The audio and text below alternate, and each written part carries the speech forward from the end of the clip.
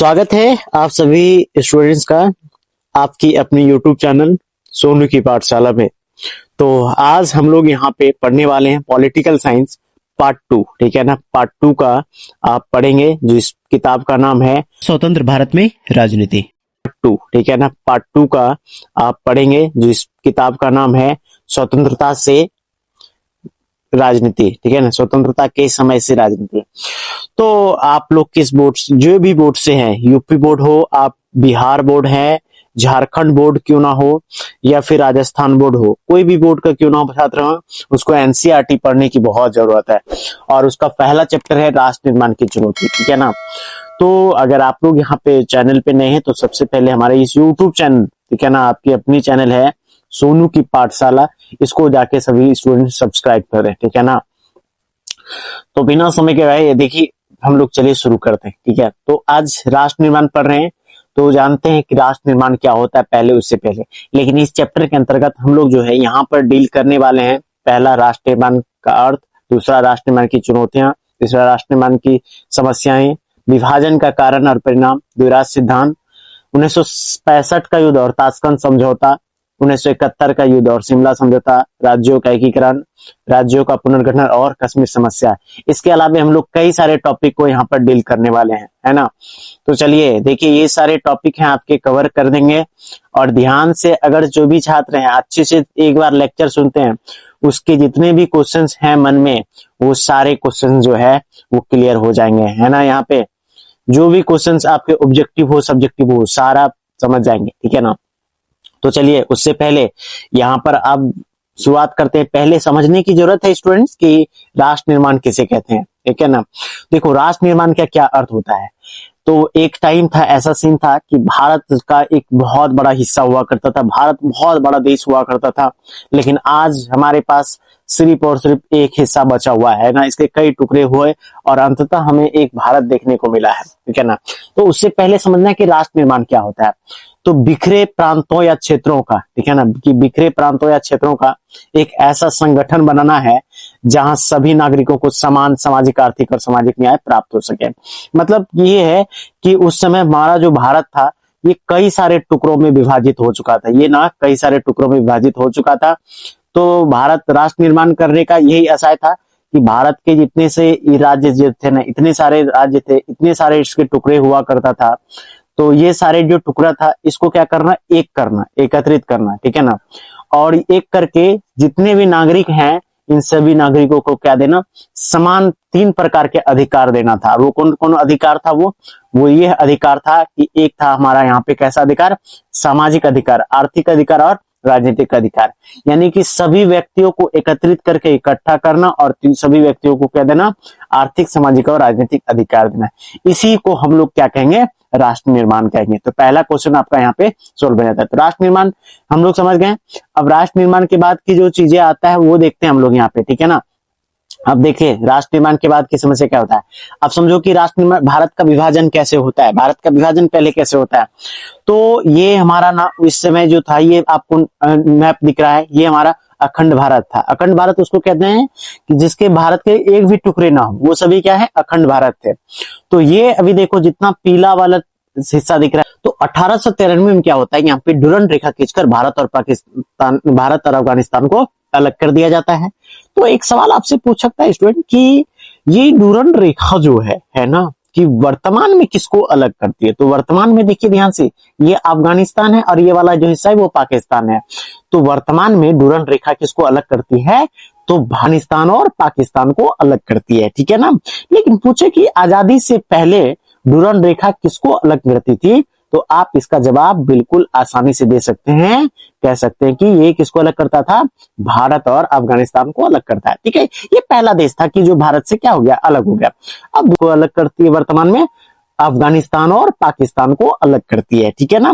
लेकिन पूछे कि आजादी से पहले डुरंड रेखा किसको अलग करती थी, तो आप इसका जवाब बिल्कुल आसानी से दे सकते हैं, कह सकते हैं कि ये किसको अलग करता था, भारत और अफगानिस्तान को अलग करता है, ठीक है। ये पहला देश था कि जो भारत से क्या हो गया, अलग हो गया।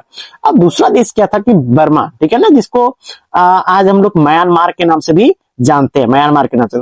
तो म्यांमार कैसे होता है, ये वाला देखो ध्यान से नक्शे में, ये वाला जो हिस्सा है हमारा क्या है, म्यांमार का है, ठीक है ना। ये वाला जो हिस्सा देखने को मिलता है ये हमारा म्यांमार है। तो म्यांमार जिसको हम लोग बर्मा कहते हैं, ये भी कब कर दिया 1935 ईस्वी में, ये भी कहा कि भैया हमको भी एक अलग देश बनाना है, हमको आपके साथ नहीं रहना है। तो भारत वाला तो सदैव अच्छे हृदय वाले थे, इसलिए भारत ने क्या कहा कि ठीक है आप अपना एक अलग देश बना लीजिए। इस प्रकार से भारत के दो टुकड़े हो गए और भारत से बर्मा भी क्या हो गए, अलग हो गए, ठीक है ना। यहां से इस प्रकार से हो गया, लेकिन ऐसा बिल्कुल नहीं था कि भारत विभाजन यहां पर ऐसे हुआ। भारत विभाजन का नींव जो है ना अंग्रेजों ने डाल के गया, यहां से अंग्रेज डाल के गया था, ठीक है ना। उससे पहले यहां पर माउंटबेटन आए, लॉर्ड माउंटबेटन आए, ब्रिटेन से भेजा गया उसको, ठीक है ना। उस समय तो लॉर्ड माउंटबेटन का आने का जो मुख्य उद्देश्य था वो क्या था, भारत विभाजन करना और सत्ता को हस्तांतरित करना, ठीक है ना। इसलिए लॉर्ड माउंटबेटन को भारत यहाँ पर भेजा गया था। लेकिन अंग्रेजों ने सोचो कि कैसे करके भारत का विभाजन किया, इसके पीछे समझना कि भारत विभाजन का कारण समझो कि भारत विभाजन कैसे कर दिया। तो इसके पहले अंग्रेज ने क्या किया, सबसे पहले यहां देखा कि भारतीय समाज जो है ना, कि देखा कि कई सारे जातियों पे विभाजन आधारित है, ठीक है ना। तो इसका इन्होंने क्या किया, बहुत बखूबी से फायदा उठाया और देखा कि भारत में उच्च नीच का ऐसी भावनाएं व्याप्त है, उसका उन्होंने फायदा उठाने का प्रयास किया और यही फायदा उठाकर उसने क्या किया, भारत में शोषण करने के लिए फूट डालो और एक उन्होंने क्या किया, फूट डालो और क्या करो, शासन करो की नीति अपना ली, ठीक है ना। फूट डालो और क्या करो, शासन करो की नीति इन्होंने अपना ली। इसको कहते हैं डिवाइड एंड रूल। तो इसकी फायदा उन्होंने उठाया और इसके तहत उन्होंने उसको सफलता भी मिली और उन्होंने क्या किया, भारत में अपना शासन को स्थापित किया और देखा कि यहाँ पे जाति को बढ़ावा दिया इन्होंने और इन्होंने भारत में अंग्रेजों ने क्या किया, सांप्रदायिकता का बीज इन्होंने बोने में सफल रह गया, ठीक है ना। अंग्रेज का उद्देश्य क्या था कि अंग्रेज भारतीय समाज में सामाजिक, आर्थिक और धार्मिक स्तर पर बांट रहे थे, ठीक है ना। उसमें असमानताएं की दूरियां कायम कर रहे थे, ठीक है। इन्हीं प्रयासों से, ठीक है ना, एक दल था उस समय हुआ करता था जिसका नाम था मुस्लिम लीग, ठीक है ना। मुस्लिम लीग जो कि एक राष्ट्रवादी राजनीतिक दल हुआ करता था, लेकिन वो सांप्रदायिकता में इस प्रकार व्याप्त हो गए कि वो क्या बन के रह गए, एकदम जो है ना अलग ही बनकर रह गए वो, ठीक है ना। जो देश के लिए बिल्कुल भी सही नहीं था क्योंकि वो एक तरफा मांग कर रहे थे, ठीक है ना। तो वह केवल सांप्रदायिक दल बनकर रह गए थे अंततः और लास्ट में उन्होंने क्या कर दिया, पाकिस्तान नामक एक अलग देश का मांग कर दिया, ठीक है ना। और इस प्रकार ये अंग्रेज जो थे सफल रह गए और जो अली जिन्ना थे उस समय प्रधानमंत्री, जो नेहरू जी थे और अली जिन्ना थे, इसके बीच भी कई सारे विवाद, हमारा राष्ट्र टूट रहा था। अब मेन समस्या क्या था कि राष्ट्र में निर्माण की जो चुनौतियां था वो कैसे समझेगी, राष्ट्र निर्माण की क्या चुनौतियां था। अब समझो ऐसा था कि भारत के ना इस राष्ट्र निर्माण की 3 प्रमुख चुनौतियां था। पहले राष्ट्र निर्माण मैंने बताया कि बिखरे प्रांतों या क्षेत्रों का क्या करना, एक ऐसा संगठन बना देना जहां पे जितने भी नागरिक हैं उसको समान अधिकार, राजनीतिक, सामाजिक, हर प्रकार के को अधिकार दिया जाए। तो समस्याएं क्या हो रहा था कि राष्ट्र निर्माण के मुख्य तौर पर 3 चुनौती देखने को मिल रहा था। पहला जो चुनौती था कि देश के अंदर एकता और अखंडता को बनाए रखने की चुनौती है ना, कि भारत में जो भी लोग बचे थे उसमें एकता और अखंडता वाला बातें लाना था, ठीक है ना। क्योंकि भारत में उस समय चल रहा था सांप्रदायिक दंगा, ठीक है ना, सांप्रदायिक दंगा चल रहा था। 1947 में अंग्रेजों ने तो कह दिया कि आपको जैसे जिस राज्य के साथ मिलकर रहना है आप रह सकते हैं, हम लोग उस पर कुछ भी नहीं कर सकते हैं। ऐसे में अलग अलग राष्ट्र की मांग चल रही थी देश के अंदर, तो सबसे पहला काम जो करना था कि देश के अंदर एकता और अखंडता को बनाए रखना था, ठीक है ना। तो यहां से क्या होने लगा कि जैसे ही सांप्रदायिक दंगा शुरू हुआ हिंदू और मुस्लिम समुदाय के बीच में, तो ऐसे में देश का जो एकता और अखंडता था वो खतरे में पड़ गया, ठीक है ना। और सदियों पुरानी हमारे यहाँ एक चल रही थी विविधता में एकता की जो परिभाषा थी, वो सारी परिभाषाएं अब क्या हो रही थी, यहाँ पर टूट रही थी, ठीक है ना। तो ये एकता और अखंडता का सिद्धांत टूट गया, इसलिए भारत में सबसे पहला चुनौती था कि देश के अंदर एकता और अखंडता बनाए रखने की चुनौती, ठीक है ना। दूसरा क्या था कि अगर हम एकता और अखंडता बना लेते हैं तो दूसरा चुनौती और दूसरा समस्या हमें यहाँ देखने को मिलता है भारत में लोकतंत्र की स्थापना करना, ठीक है ना। यानी कि राष्ट्र निर्माण की दूसरी जो समस्या थी वो होती लोकतंत्र की स्थापना करना, यानी कि देश विभाजन की मांग चल रही थी, हर तरफ हिंसा चल रहा था, सांप्रदायिक दंगा चल रहा था, मारकाट चल रहा था। आप अभी मैं बताऊंगा कि किस प्रकार से उस समय लोग भारत में, कुछ लोग रहना चाहते थे, कुछ लोग भारत को छोड़कर जाना चाहते थे और कुछ लोग दूसरे जो देश थे, बटे हुए जो क्षेत्र थे, पाकिस्तान जैसे क्षेत्र थे, वहां से भागकर हमारे देश में आ रहे थे। तो ऐसे में क्या हुआ, यहाँ पर सबसे पहला क्या हुआ, देश विभाजन के चलते सबसे बड़ा जो चीज हुआ, हिंसा और सांप्रदायिक दंगा हुआ, ठीक है ना। और इसके रहते हुए, इसके चलते हुए देश में लोकतंत्र की स्थापना करना बहुत मुश्किल थी, ठीक है ना। इसीलिए इस उद्देश्य की प्राप्ति के लिए सबसे पहला चीज था कि भारत के अंदर लोकतंत्र की स्थापना किया जाए, लोगों को शांत किया जाए और लोग आकर यहाँ पर सुचारू रूप से अच्छे ढंग से जीवन यापन व्यक्त कर सके, ठीक है ना। ये दूसरी चुनौती था। तीसरा चुनौती था कि अगर हम लोकतंत्र की स्थापना कर भी देते हैं तो क्या इसके बाद वाली चीजें क्या आएगा, तो इसका मुख्य तौर पर काम यह था कि सम्यक भलाई और सम्यक विकास करना। इस सम्यक का मतलब होता है कि सभी का भलाई और क्या करना, विकास करना, ठीक है ना। तो समझो ऐसा सीन था कि यहाँ पर कि समाज के सभी वर्ग, अलग अलग वर्ग के लोग रहते थे एक समाज में, तो सबका भलाई और विकास करना क्या था, यहाँ पर देश का तीसरा चुनौती था। क्योंकि भारत में विभिन्न प्रकार के धार्मिक समुदाय के लोग निवास करते थे, जिससे सबों की मांग को पूरा करना क्या था, मुश्किल था। अगर हिंदू का अलग मांग था, मुस्लिम का अलग मांग था, सिख का अलग अलग मांग था, इसीलिए सम्यक भलाई करना यानी सभी की भलाई और विकास करना जो था वो भारतीयों के लिए क्या हो रहा था, मुश्किल हो रहा था। ये 3 पॉइंट था कि जो राष्ट्र निर्माण की सबसे बड़ी चुनौती बनकर उभर रहा था, ठीक है ना। ये राष्ट्र निर्माण की चुनौतियां था। अब आगे देखो, ध्यान से समझो कि क्या हुआ। अब तो ये सारी चुनौतियां था हमारे समक्ष में, अब हम लोग कैसे क्या करें, ये चीज की समझ नहीं आ रही थी। तो अब जो है कि भारत क्या होता है, आजाद होता है, ठीक है ना। आजाद कैसे होता है, तो भारत में मांग चल रही थी अलग अलग मुल्कों का, तो हमने क्या किया, अलग मुल्क उसे दे दिया, ठीक है ना, पाकिस्तान को अलग मुल्क बना दिया। अब तो जो हमारे पास भारत बचा है, ये जो भारत, संपूर्ण भारत बचा है ना, उस भारत का नींव हम लोग को यहाँ पे सही करना है। तो ऐसा सीन हुआ कि 14 अगस्त, ठीक है ना, 14 अगस्त 15 अगस्त 1947 की बात हो रहा है। इस समय मध्य रात्रि को भारत देश क्या होता है, आजाद होता है, और पाकिस्तान को हमने क्या कर दिया, अलग मुल्क बनाकर दे दिया, ठीक है ना। तो ऐसी स्थिति में नेहरू जी क्या करते हैं, यहाँ पर एक ऐतिहासिक भाषण देते हैं। क्या देते हैं, ऐतिहासिक भाषण देते हैं, ठीक है। और इस ऐतिहासिक भाषण को हम लोग क्या कहेंगे, यहाँ देखना, इस हिंदी में क्या कहते हैं इसको, भाग्य वधु से, यहाँ भाग हो गया है, भाग वधु से चिर प्रतीक्षित भेंट कहते हैं हम लोग, क्या कहेंगे, भाग वधु से चिर प्रतीक्षित भेंट कहते हैं, भेंट, ठीक है ना, भेद हो गया है, ठीक है, इसको सही से याद कर लीजिएगा। और इंग्लिश में इसको कहते हैं ट्रस्ट विद डेस्टिनी, क्या कहते हैं इसको, ट्रस्ट विद डेस्टिनी के नाम से हम लोग इसको जानते हैं, ठीक है ना। तो ये भाषण दिया था। अब भाषण में ना 2 बातों की सम्मति थी। क्या था वो भाषण, पहले समझो नेहरू जी ने क्या भाषण दिया। अभी मैं आपको वो चित्र दिखाता हूँ, वो भारत संबोधित कर कैसे कर रहे थे वो। यहाँ पे देखो, ये वाला सीन था, ये नेहरू जी हैं और नेहरू जी क्या कर रहे हैं, भारत को संबोधित यहाँ पे कर रहे हैं। तो ये संबोधित जो कर रहे हैं, ये जो भाषण दे रहे हैं, इसी भाषण को हम लोग क्या कहते हैं, भाग्य वधु से, ठीक है ना, भाग वधु से चिर प्रतीक्षित भेंट कहते हैं, ट्रस्ट विद डेस्टिनी के नाम से हम लोग कहते हैं। तो भारत, और इसमें 2 बातों की सहमति चल रही थी। आखिर इस भाषण में उन्होंने ऐसी कौन सी बातें कही, तो उन्होंने यहाँ पर 2 बातें बताया। पहला बातें ये था कि सब जो भी सरकार बनेगी ना भारत में, उसको लोकतांत्रिक रूप से चलाया जाएगा। क्योंकि सबसे पहले राजा महाराजाओं ने भारत का शोषण किया, उसके बाद मुगलों ने भारत का क्या किया, शोषण किया, और फिर उसके पश्चात किसने किया, अंग्रेजों ने 200 साल तक भारत का शोषण किया। इसलिए नेहरू जी ने उस भाषण में कहा कि सरकारें लोकतांत्रिक तरीके से चलाई जाएगी, है ना, यहाँ पे ये बात है। और दूसरी बात ये कहा गया कि सरकार लोगों की भलाई के लिए कार्य करेगी, क्योंकि अभी तक में सिर्फ अंग्रेज अपने बारे में सोच रहे थे, अब जो है अपने बारे में ना सोचकर वो सभी के बारे में सोचेगी। ये बातें नेहरू जी ने बताया। और उसकी भाषण याद रखिएगा, बहुत ही प्रसिद्ध भाषण था। इसको कहेंगे ट्रस्ट विद डेस्टिनी, भाग वधु से चिर प्रतीक्षित भेंट के रूप से उसको कहते हैं, ठीक है ना, सभी छात्र याद रखिएगा। अब समझिए कैसे क्या हुआ, ध्यान से समझो। तो अब समझिए दूराष्ट्र सिद्धांत, ठीक है ना। अब समझ रहे हैं दूराष्ट्र सिद्धांत। दूराष्ट्र का मतलब क्या होता है, देखो दूराष्ट्र का मतलब ही होता है कि 2 राष्ट्र, द्विराष्ट्र। द्विराष्ट्र का मतलब ही क्या होता है, 2 राष्ट्र होता है, ठीक है ना, 2 राष्ट्र होता है।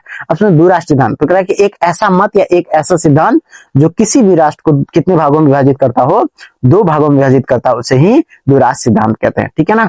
अब इसकी जो मांग किया गया था, कौन करते हैं इसकी मांग, मुस्लिम लीग करते हैं। अब मुस्लिम लीग कौन थे, तो मुस्लिम लीग एक प्रकार के जो थे, एक संगठन थे जो मुस्लिमों के हितों के लिए रचा गया था, ठीक है ना। इसकी स्थापना 1906 ईस्वी में किया गया था। मुसलमानों के हितों की रक्षा की बात करने के लिए किया गया था, ठीक है ना।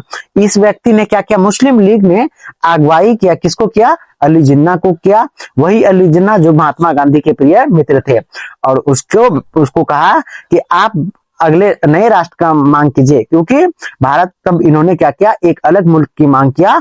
अली जिन्ना ने कहा कि देखिए, जिस तरफ मुस्लिम ज्यादा जनसंख्या की तरफ रहते हैं उसको हम लोग पाकिस्तान घोषित करेंगे। तो ऐसी स्थिति में भारत के और दो ऐसा जगह था जहां पर अधिक आबादी के लोग रहा करता था, ठीक है ना। एक था पंजाब और दूसरा था बंगाल। ये दो प्रांत ऐसा था जहां पर मुस्लिम क्या रहते थे, बहुसंख्यक के तौर पर रहा करता था, ठीक है ना। तो अलग राष्ट्र की मांग मुस्लिम लीग के द्वारा की गई, ठीक है ना। लेकिन ऐसा सीन था कि जब मुस्लिम लीग के द्वारा ये मांग की गई तो एक नेता थे जिसको कहते हैं खान अब्दुल गफ्फार खान। याद रखिए, खान अब्दुल गफ्फार खान। खान गफ्फार पश्चिमोत्तर नेता थे, पश्चिमोत्तर का, पश्चिम और उत्तर के ये नेता थे। और ये इसको हम लोग, इसकी प्रसिद्धि किस बात से है, तो सीमांत गांधी के नाम से इसको हम लोग जानते हैं। किसके नाम से, सीमांत गांधी के नाम से हम लोग इसको क्या करते हैं, जानते हैं, खान अब्दुल गफ्फार खान को। तो ये व्यक्ति क्या करते हैं, ये जो द्विराज सिद्धांत के विरोधी थे, ये मानते नहीं थे, कहा कि हम इस बात का विरोध कर रहे हैं क्योंकि भारत को आजादी दिलाने में हिंदू और मुस्लिम सबों ने काम किया है, इसीलिए हम लोग यहाँ पर अलग राष्ट्र नहीं बनाएंगे बल्कि एक ही साथ मिलकर जुलकर रहेंगे, ठीक है ना। इनकी बातें भी बहुत अच्छी थी, इनकी डिमांड भी जायज थी, कहना इसका जायज था, लेकिन बहुत सारे मुस्लिम संगठन थे जो थे वो भी इस बात को नहीं मान रहे थे, ठीक है ना। कांग्रेस भी, जहां तक बातें थी, कांग्रेस भी इसका क्या कर रहे थे, विरोध कर रहे थे कि उसे भी क्या चाहिए था, पाकिस्तान में भारत के और टुकड़े नहीं चाहिए था, ठीक है ना। लेकिन गांधी जी की जो मत था, ठीक है ना, अब यहाँ समझना गांधी जी की क्या रोल रहा था।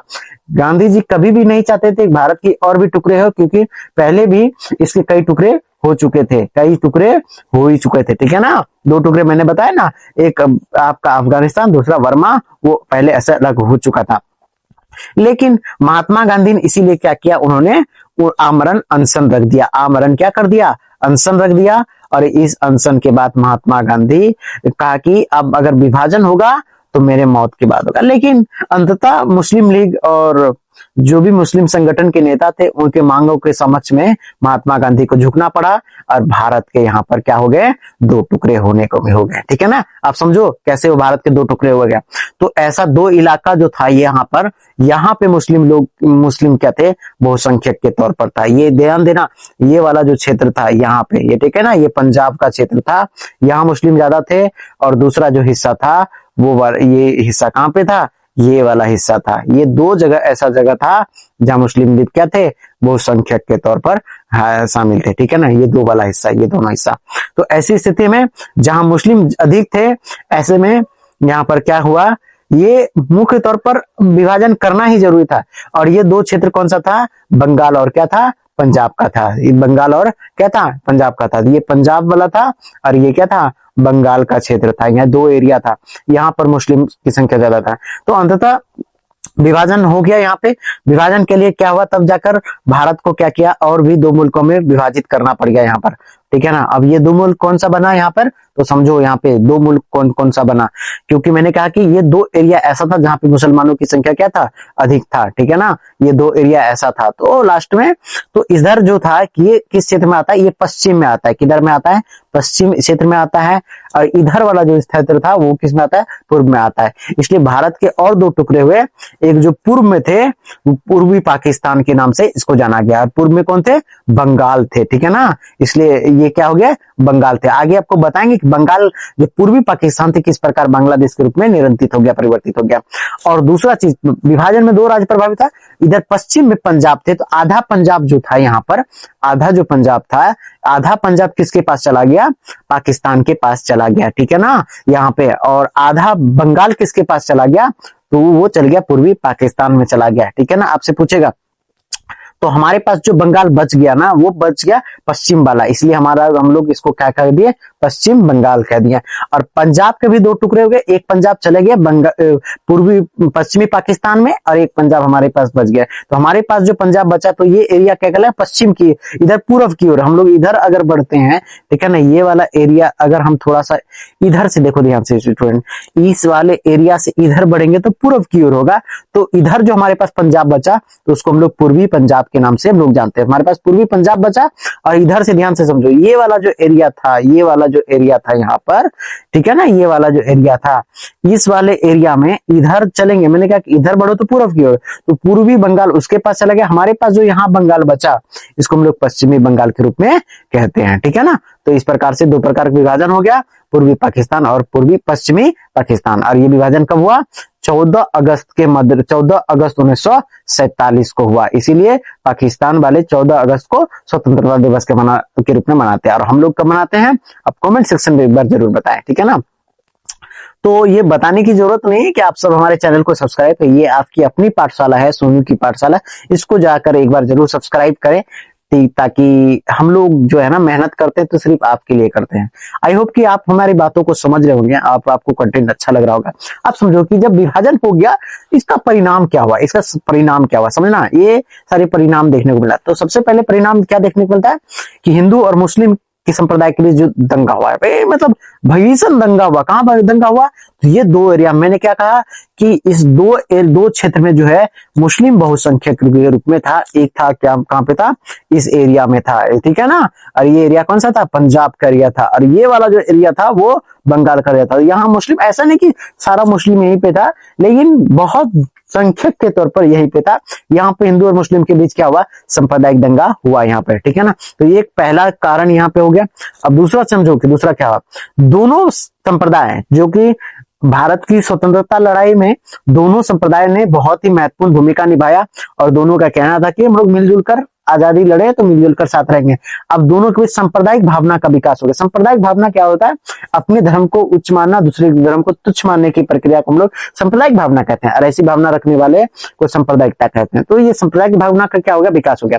तीसरा जो था, 80 लाख लोग जो उस समय क्या हो गए, बेघर हो गए। बेघर हो गए मतलब उसका घर जो है ना इधर उधर होके रह गया। अब यहाँ पे बड़ी समस्या आ रहा था कि कैसे करके इसका निदान किया जाए, ठीक है ना। और तीसरा था कि देश के एकीकरण में समस्या उत्पन्न होगा। ये मुख्य तौर पर तत्कालीन कारण था कि जो भारत के विभाजन का मुख्य तौर पर ये परिणाम देखने को मिला। क्योंकि यहाँ देखो, ये आप समस्या देख लो कि किस प्रकार से लोग जो है यहाँ से उठकर जा रहे हैं, इस तरह से देश भाग कर छोड़ कर जा रहे हैं। ऐसा समझो कि ये देश विभाजन का बहुत बड़ा क्या था, बुरा परिणाम था। और भी समस्याओं कई सारे उत्पन्न देखने को यहाँ पर मिला था। देखो किस प्रकार से ये चढ़कर क्या जा रहे हैं, दूसरे देश का निकल रहे हैं। कुछ लोग अपने देश को छोड़कर, भारत को छोड़कर कहाँ जा रहे हैं, पाकिस्तान की ओर प्रस्थान कर रहे हैं। ये विभाजन का परिणाम था। देखो कितने लोग बेघर हो गए, कुछ इस तरह का तस्वीरें देखने को मिला था। देखो भारत क्या स्थिति था उस समय का, ये चीजें आप यहाँ पर बखूबी से देख सकते हो, ठीक है ना। समस्याएं थी जो कि मैं यहाँ पे मेंशन कर रहा हूँ। तो यहाँ पे क्या क्या समस्याएं राष्ट्र निर्माण को बनाने में समस्या थी। पहला था कि नए राज्यों का निर्माण करना। भारतीय नेता के पास एक समस्या था कि उस समय चंद समय में, क्योंकि भारत अंग्रेज ने हमें ऐसे समय में छोड़ के चला गया जहाँ पे कि हमारे पास ना ही संसाधन संपूर्ण रूप से थे, ना ही हमारे पास पर्याप्त पैसे थे। तो पहला चीज ये था कि नए राज्यों का निर्माण कराना एक समस्या था। दूसरा समस्या यहाँ देखने को क्या मिला कि चंद घंटों में देश को क्या करना था, खाली करना था। क्योंकि 1947 में जैसे ही अंग्रेज ने कह दिया कि सब जिसको जहां मिलना है, जिस राज्य में जाके मिल सकता है, इसके लिए तो इसमें जो हिंदू और मुस्लिम थे, तो हिंदू जो थे पाकिस्तान से घर वापस आ रहे थे, अपने हिंदुस्तान आ रहे थे, और जो यहाँ के मुस्लिम थे वो उनको कहाँ भेजना था, पाकिस्तान भेजना था। चंद घंटों में देश को खाली करना था। दूसरा, जितना भी मुस्लिम थे मुख्य तौर पर जो स्वेच्छा से जाना चाहते थे, उस सभी मुसलमान को कहाँ भेजना था, पाकिस्तान भेजना था। ये हमारा तीसरा समस्या था। लेकिन इतने कम समय में कैसे हो सकता था, तो ये कहीं ना कहीं हमारे देश में क्या था, समस्या ही था। चौथा क्या था, देश को, अब यहाँ पे चौथा समस्या था कि देश को अलग, ठीक है ना, देश के अलग अलग कोनों से अल्पसंख्यकों को क्या करना, एकत्रित करना। अल्पसंख्यक कौन थे, तो जो मुस्लिम संप्रदाय थे उस समय, वो देश के क्या थे, अल्पसंख्यक के तौर पे थे, ठीक है ना। तो उनको क्या करना, यहाँ पर एकत्रित करना था। एकत्रित इसलिए करना था ताकि हम उसको क्या भेज सके, पाकिस्तान भेज सके। लेकिन यहाँ पे समस्या ये बनी रहे।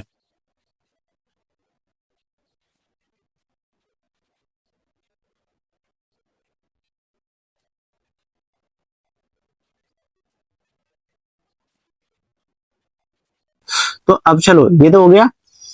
अब आखिर क्या है कि सबसे पहला चीज ये था कि देखो ये तो समझ में आई क्या।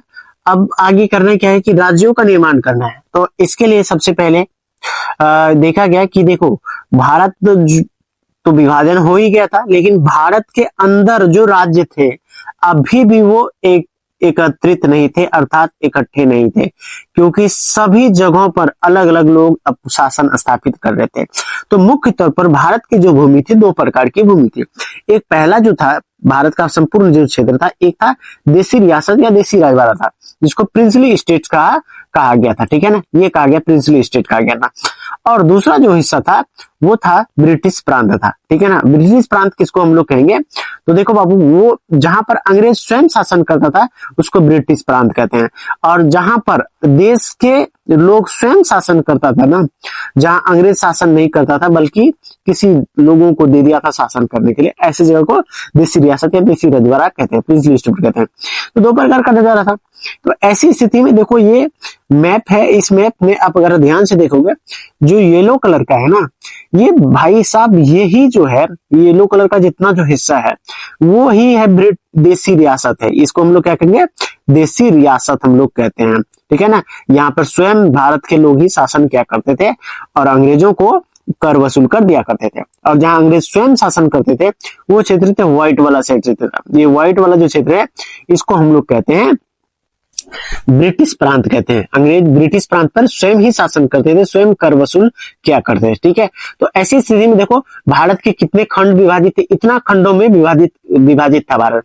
तो भारत को एक करना हमारी जिम्मेदारी था। ठीक है, कि भारत को एक किया जाए और एक नए राज्य, एक नए तरह से देश का निर्माण किया जाए, जहां पर सभी लोगों को सभी प्रकार के अधिकार दिया जाए। ठीक है, ऐसा भारत का निर्माण करना था, लेकिन इतना आसान नहीं था।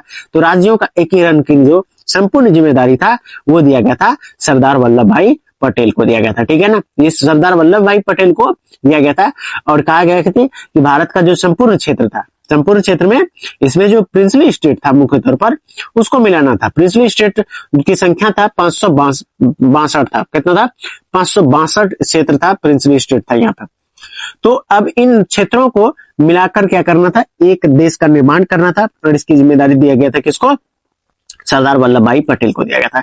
सरदार वल्लभ भाई की कृतियों के कारण, ठीक है ना, सरदार वल्लभ भाई ने भारत के सभी राज्यों को मिलाने का कोशिश किया, जिसके कारण सरदार वल्लभ भाई पटेल को भारत का लौह पुरुष कहा गया। इसको क्या कहा गया, इंग्लिश में iron man of the India कहा गया। ठीक है ना, यहाँ से तो इसलिए कहा गया क्योंकि इन्होंने इतने सारे कामों को किया। इसके अलावा ये इतना ही प्रसिद्ध नहीं थे, बल्कि इसको देश का पहला गृह मंत्री बनाया गया था। क्या बनाया गया था, गृह मंत्री भी बनाया गया था। यहां तक का देश का पहला उप प्रधानमंत्री जो थे ना, उप प्रधानमंत्री, ठीक है ना, वो भी सरदार पटेल को बनाया गया था। दोनों ही चीज था। ठीक है ना, तो आइए इसकी भूमिका क्या रहा, कैसे करके मिलाया गया, इसको हम राज्यों को देखते हैं। ठीक है ना, ये सरदार पटेल साहब है, इनकी बहुत बड़ा योगदान रहा था उस समय मिलाने के लिए। लेकिन इसके अलावा दो और व्यक्ति थे जिसका योगदान रहा था। एक याद रखिएगा, देश के प्रधानमंत्री जो थे पंडित जवाहरलाल नेहरू थे। ठीक है ना, पंडित जवाहरलाल नेहरू, उनकी भूमिका थी। और दूसरा जो थे लॉर्ड माउंटबेटन थे। ठीक है ना, लॉर्ड माउंटबेटन। ये दो तीन व्यक्ति थे जिन्होंने भारत को क्या किया, मिलाने में, एकीकरण करने में अपना योगदान दिया था। ठीक है ना, तीनों को योगदान बहुत ही सराहनीय था, लेकिन सबसे महत्वपूर्ण योगदान जो थे वो सरदार पटेल साहब के थे। सरदार पटेल साहब के थे। ठीक है ना, इन्होंने बहुत ही मुशक्कत के साथ सभी राज्यों को देशी रियासत या ब्रिटिश प्रांत को भारत में मिलाने का काम किया। ठीक है ना, लेकिन समस्या ये था कि भारत के संपूर्ण राज्य को, जो पटेल साहब को कहा गया कि भाई जाइए आप मिला दीजिए, तो पटेल साहब ने क्या किया, जितना भी रियासत था, 562 रियासत था, इन 562 रियासत को क्या कर दिया गया, सारे राज्य रियासत जो है भारत में मिलने के लिए मंजूरी दे दिया और कहा कि हम भारत के साथ मिलकर रहेंगे। ठीक है ना, जो नहीं मिलने वाले थे, 4 ऐसी रियासत थे जो भारत में मिलना नहीं चाहते थे। वो पहला जो रियासत थे वो थे मणिपुर, दूसरा था हैदराबाद, तीसरा था जूनागढ़ और जम्मू कश्मीर। ये 4 ऐसी रियासत थी जो कि भारत में मिलना नहीं चाहते थे। लेकिन आप कहिएगा सर हम तो मैप में देखे कि सर मणिपुर, हैदराबाद, जूनागढ़ सब इसमें, जम्मू कश्मीर सब भारत का हिस्सा। बिल्कुल है, ये जो बाधाएं हैं ना, बिल्कुल है, लेकिन ये कैसे मिलाया गया इसको समझने की जरूरत है हम लोगों को। समझो कि कैसे करके मिलाया गया था, इतना आसान नहीं था इन चारों राज्यों को मिलाकर एक करना। ठीक है ना, तो आइए सबसे पहले मणिपुर को देख लेते हैं। ठीक है ना, तो मणिपुर में मणिपुर को देखते हैं, मणिपुर कैसे करके इसमें मिलाया गया था। ध्यान से समझना कि मणिपुर जो था वहां का राजा था महाराजा बोधचंद्र सिंह, ठीक है ना। महाराजा बोधचंद्र सिंह वहां पे शासन क्या करता था मणिपुर में। ये वाला हिस्सा क्या देखो, ये कॉर्नर वाला जो हिस्सा है ये क्या हुआ था, मणिपुर हुआ था। यहाँ पर किसका शासन चलता था, महाराजा बोधचंद्र सिंह का। महाराजा क्या था, बोधचंद्र सिंह का। तो महाराजा बोधचंद्र सिंह से सरदार पटेल साहब गए महाराजा बोधचंद्र के पास, तो बोले भाई साहब आप मिला दो इसमें, जब आप भारत का हिस्सा बन जाओ। तो ये बोलने लगा हम नहीं बनेंगे, नहीं बनेंगे। तो सबसे पहले उन्होंने वहां पे क्या किया, जनमत संग्रह करा दिया, ठीक है ना। क्या कराया, जनमत संग्रह कराया। और जनमत संग्रह कराने के बाद महाराजा बोधचंद्र सिंह जो थे तो दबाव में आ गए। दबाव में आने के कारण यहाँ पर महाराजा बोधचंद्र सिंह को क्या करने पड़ा, जून 1948, याद रखिएगा डेट, जून 1948 में, ठीक है ना, 1948 में इसको यहाँ पर क्या किया गया, चुनाव कराया गया, ठीक है ना। पहली बार यहाँ पर चुनाव कराया गया मणिपुर में। और पहली बार जैसे ही चुनाव यहाँ पर कराया गया तो वैसी स्थिति में फलस्वरूप मणिपुर में संवैधानिक राजतंत्र की क्या हो गया, यहाँ पर घोषणा की गई। संवैधानिक राजतंत्र कायम हो गया और इस प्रकार मणिपुर को भारत का हिस्सा बना दिया गया, ठीक है ना। मणिपुर भारत का हिस्सा बन गया। अब यहाँ पे कोई दिक्कत नहीं था, ठीक है ना। आगे जो दिक्कत हो रहा था वो था दूसरा चीज को मिलाने का, ठीक है ना। अब चलते हैदराबाद, ठीक है ना, याद रखना हैदराबाद भी एक बहुत ही दिक्कत क्या मिलाने में। हैदराबाद कैसे मिला इसको समझो। हैदराबाद एक्चुअली में ये जो था यहाँ के जो शासक थे, इस शासक को जो भी शासक थे, इस शासक को कहा जाता, निजाम कहा जाता था, ठीक है। निजाम क्या कहा जाता, निजाम कहा जाता। क्योंकि इनकी दोस्त नहीं थी, जब अंग्रेज गए बांटते बांटते देश को और टुकड़ा करके चले गए। उन्होंने कह दिया कि इसको स्वतंत्र रहना है, स्वतंत्र रह सकते हैं, जिसको किसी देश में मिलना है वो मिल सकते हैं। तो इन हैदराबाद वाला ने कहा कि भैया नहीं, हम भी क्या करेंगे, अलग रहेंगे, ठीक है ना, हमको भी अलग रहना। लेकिन ये कैसे पॉसिबल था कि हैदराबाद जो था यहाँ पे था, ये रियासत, ये वाला हिस्सा हैदराबाद था। अब ये कैसे संभव था कि सभी तरफ संपूर्ण एरिया जो था वो भारत का हिस्सा होगा, लेकिन हैदराबाद इसका हिस्सा नहीं होगा, कैसे होगा। तो यहाँ पर क्या किया, सरदार पटेल साहब ने क्या किया, एक ऑपरेशन चलाया, जिस ऑपरेशन का नाम था ऑपरेशन पोलो, ठीक है ना। ऑपरेशन पोलो चलाया गया। ऑपरेशन पोलो था क्या कि जो हमारे कमांडो थे ना, जो कमांडो थे, इस कमांडो को क्या कर दिया गया, पुलिस के भेष में उतार दिया। पोलो मतलब पुलिस के भेष में उतार दिया, लेकिन असल में थे वो कमांडो। तो यहाँ पे क्या किया, यहाँ का जो निजाम था, हैदराबाद का निजाम था, इसके पास भी कुछ सेना था लेकिन ज्यादा नहीं था।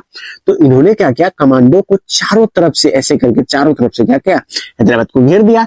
और वहां से अनाउंस किया कि भैया देखो निजाम साहब, आपको प्यार से कह रहे हैं कि आप इसमें मिल जाओ, नहीं तो आपको थूर देंगे, थुचक देंगे, ठीक है ना। तो भैया ये नहीं माना, गोलियां चलाना शुरू कर दिया। तो इस स्थिति में इधर चारों तरफ से ऐसा ना गोली चलाया कि यहाँ का निजाम जो है वापस अपना देश जो इस जगह को छोड़कर वापस भाग गया। और इस प्रकार ऑपरेशन पोलो के तहत, ठीक है ना, हैदराबाद को बहुत ही आसानी से भारत का हिस्सा बना दिया गया, ठीक है ना। तो हैदराबाद भी इस प्रकार यहाँ पे मिल गया।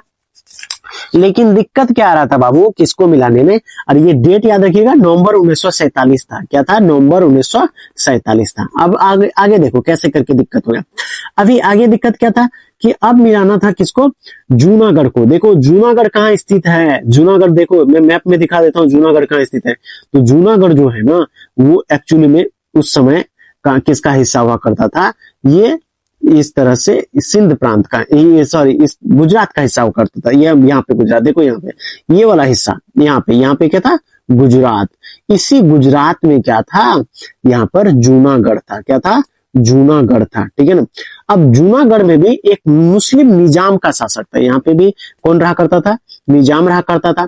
निजाम, यहाँ का निजाम भी जो चाहता था कि भैया हम भी क्या करेंगे, स्वतंत्र रहेंगे, ठीक है ना। लेकिन अब जरा समझो, जरा बात को समझो कि ये जो हिस्सा था, यहाँ पर ये वाला जो हिस्सा था, इस पर भैया कैसे संपर्क था। अब ये इस हिस्सा को जूनागढ़ कहते हैं, इसके चारों तरफ भारत का हिस्सा होगा। इसका अलग नीति था। ई कहा कि भैया नहीं, हम ना क्या करेंगे, पाकिस्तान में मिलेंगे। अब ये बता, एक बात बता, ये वाला हिस्सा या ये वाला जो हिस्सा था वो हिंदुस्तान का हिस्सा होगा। चौथा जो रियासत था वो था जम्मू कश्मीर। और जम्मू कश्मीर भारत का हिस्सा नहीं था, क्योंकि भारत उस समय आजादी के बाद, ठीक है ना, अंग्रेज ने कहा कि जिसे जिस राज्य में मिलना है मिलकर रह सकते हैं। तो ऐसी स्थिति में वहां जम्मू कश्मीर पर जो शासन कर रहे थे वहां का राजा था महाराजा हरि सिंह, ठीक है ना। ये महाराजा जम्मू कश्मीर जो था वो महाराजा हरि सिंह का शासन था।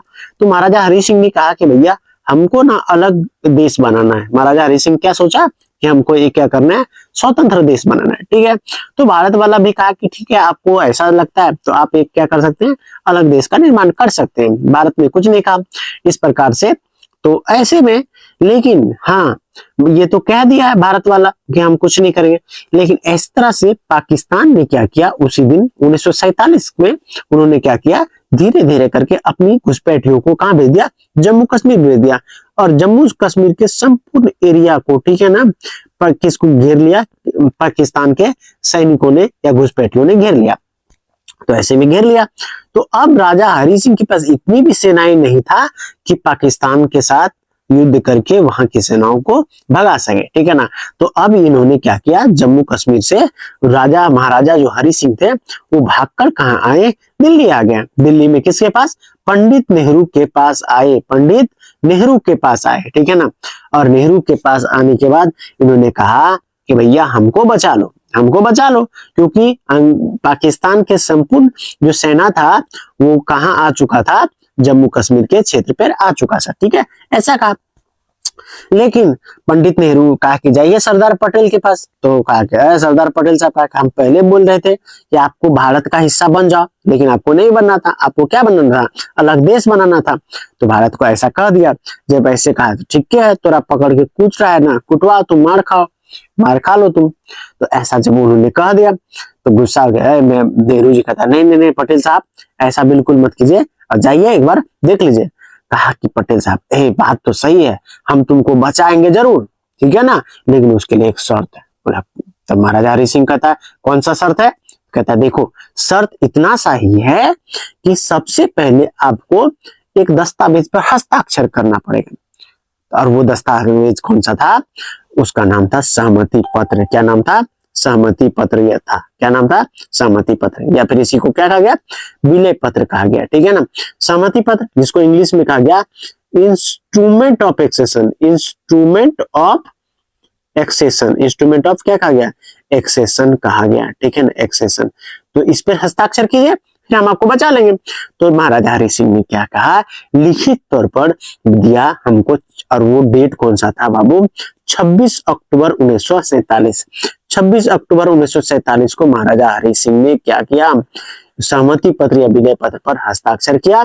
इसके बाद कहा कि ठीक है, अब कोई समस्या नहीं, हम आपको दिला सकते हैं। तब भारत में पटेल साहब ने क्या किया, उस समय बहुत युद्ध को बहुत ही महारतों से, बहुत ही बहादुरी से लड़ते थे। 9 सेनाओं का शेर एक था, 9 सेनाओं का शेर था, जिसको कहा गया, वो कौन थे, ध्यान दीजिएगा, 9 सेनाओं का शेर कौन थे, तो ये थे ब्रिगेडियर उस्मानी। ब्रिगेडियर उस्मानी को ये हिस्सा दिया गया। ब्रिगेडियर उस्मानी को कहा कि भैया आप जाइए और पाकिस्तान जो जम्मू कश्मीर है इसको बचाने के लिए आप जो करना चाहते कर दीजिए, ठीक है ना। तो इन्होंने अपना सेना लेके गया यहाँ पर, और ऐसे करते करते बहुत भयंकर बहादुरी से लड़ा। लड़ते लड़ते लड़ते लड़ते पूरा जम्मू कश्मीर का 3 हिस्सा से बाबू, 3/3 से पाकिस्तानी घुसपैठियों को बाहर खदेड़ के फेंक दिया, ठीक है। लेकिन इतना करने के बावजूद भी ये वाला जो हिस्सा था, ये वाला हिस्सा को बचा नहीं पाया। इसका कारण क्या था, ये वाला हिस्सा नहीं बचा पाया क्योंकि ये जो था ऊंचाई पे था, उधर से कोई भी गोली आसानी से लग रहा था। इसीलिए भारतीय सेना ने यहाँ पर जो ऊंची वाला स्थल था, इस वाला स्थल को नहीं बचा पाया, इस वाला स्थल को नहीं बचा पाया, नहीं बचा पाया इस वाला स्थल को, जो कि पाकिस्तान के पास अभी भी है, जिसको वर्तमान पाकिस्तान वाला, इसको हम लोग क्या कहते हैं, आजाद कश्मीर के नाम से जानता है इसको। ये पाकिस्तान इसको क्या कहते हैं, आजाद कश्मीर कहते हैं। लेकिन हम लोग इसको जो कहते हैं बाबू, वो POK कहते हैं। क्या कहते हैं, POK कहते हैं, पाक अधिकृत कश्मीर कहते हैं, ठीक है ना, पाकिस्तान ऑक्युपाइड कश्मीर, पाकिस्तान ऑक्युपाइड कश्मीर कहते हैं। आज भी ये हिस्सा किसके पास है, जब ये हिस्सा पाकिस्तान के पास है, मौजूद है, ठीक है ना, ठीक है। ये इसको हम लोग क्या कहेंगे, POK कहते हैं। तो ये हिस्सा है यहाँ पे। तो ऐसी स्थिति में ध्यान दीजिएगा। तो अब इस प्रकार से जम्मू कश्मीर का ये वाला हिस्सा या ये वाला समस्या अभी भी बना हुआ है, ठीक है ना। तो इस प्रकार से जम्मू कश्मीर को भारत का क्या कर दिया गया, भारत का एक राज्य बना दिया गया, ठीक है ना। अब जम्मू कश्मीर की क्या समस्या है उसको हम लोग अगले टॉपिक पे पढ़ेंगे, लेकिन उससे पहले यहाँ पर आपका वीडियो को मैं फिनिश करता हूँ और आपको पार्ट 2 इसका हम बनाएंगे, ठीक है ना। इसके बाद इसमें जो आपका टॉपिक रह चुका है कि राज्यों का पुनर्गठन, ठीक है ना, राज्यों को कौन कौन राज्य कैसे बना, किस प्रकार मिलाया गया, एक ये टॉपिक आपका यहाँ पे रह गया। सारा एक वीडियो में पॉसिबल नहीं है कि हम यहाँ पे फिनिश कर पाए, ठीक है ना। तो कमेंट सेक्शन पे आप जरूर एक बार लिखिए पार्ट 2, तो हम बहुत जल्द बनाकर वीडियो में मेंशन कर देंगे, ठीक है ना। याद रखिए, आप रिवीजन अच्छे से कीजिए, आपका डेफिनेटली आपका रिजल्ट हो जाएगा, कोई दिक्कत की बात नहीं है। और जब भी कोई डाउट हो तो अपने डाउट कमेंट सेक्शन पे आप छोड़ दीजिए, मैं आपको जरूर सॉल्व करके दूंगा, ना बच्चों। कि मान लो तो हार है और ठान लो तो जीत है, तो ठीक है ना। अब की बार आपको सोचना है कि आपके बोर्ड एग्जामिनेशन में कम से कम 90% प्लस सबको लेके आना है, ठीक है ना। उसके लिए आपको जो भी क्वेश्चंस प्रोवाइड करे जाएंगे, जो लेक्चर्स बताया जाएगा, आप नितांत होकर ईमानदारी पूर्वक आप कर लेंगे कंटेस्ट, तो आपके बोर्ड एग्जामिनेशन में 90 प्लस मार्क्स आने से आपको कोई रोक नहीं सकता है, ठीक है ना। और आप सभी स्टूडेंट्स को अगर फ्री में पीडीएफ चाहिए, ठीक है ना, फ्री में अगर पीडीएफ चाहिए, नोट्स वगैरह चाहिए, तो आप सब क्या करें, आप हमारे टेलीग्राम का चैनल का लिंक दिया है मैंने, उस पर जाकर आप लोग ज्वाइन हो जाएं। और आपका व्हाट्सएप ग्रुप भी है, इस पर भी आप लोग ज्वाइन कर सकते हैं, ठीक है। इसके अलावा मुझे इंस्टाग्राम पर भी फॉलो कर सकते हैं। और ये सभी चीजें आपको कहाँ मिलेगा, तो ये डिस्क्रिप्शन में लिंक दिया हुआ है, इस पे आकर सभी स्टूडेंट जाकर जुड़ जाए, ताकि आपको आने वाले टाइम पर हम सब चीज प्रोवाइड करा सके, ठीक है ना। उम्मीद करते हैं कि आप सब बहुत मेहनत करेंगे और इस बार बिहार बोर्ड में या कोई भी बोर्ड में आप बहुत बेहतरीन करेंगे। चलते हैं, मिलते हैं अगले वीडियो में बहुत जल्द, तब तक अपना ध्यान रखिए फिर और मेहनत कीजिए।